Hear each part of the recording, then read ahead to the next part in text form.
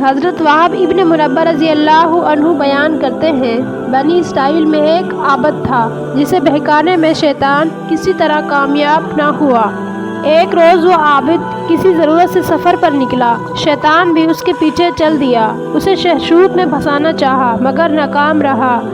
غصہ دلایا مگر عابد اپنے غصے کو پی گیا، پھر اسے مختلف طریقوں سے خوف زدہ کرنے کی کوشش کی مگر اسے کسی طرح خوف زدہ نہ کر سکا۔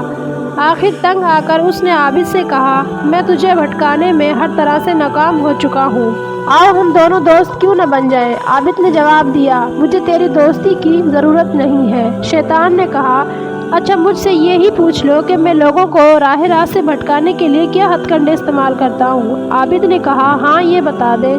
شیطان نے کہا، میں 3 طریقے سے انسان کو بہکانے کی کوشش کرتا ہوں۔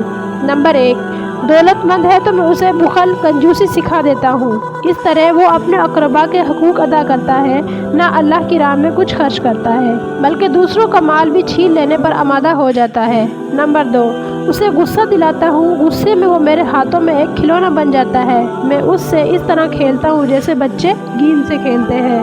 نمبر 3، اسے کسی نشے کا عادی بنا دیتا ہوں، اب چونکہ وہ اپنے ہوش میں نہیں ہوتا، میں اسے کسی بھی گناہ کی طرف اس طرح لے جاتا ہوں جیسے کوئی شخص ایک بکری کو اس کا کان پکڑ کر اپنے مطلوبہ راستے پر لے جاتا ہے۔ بس ہر انسان خصوصاً مسلمان کو چاہیے کہ وہ شیطان کے ہتھ کنڈوں میں نہ پھنسے اور ایسی باتوں سے دور رہے جن کے ذریعے شیطان اسے اپنے جال کے اندر پھنسانے میں کامیاب ہو جاتا ہے۔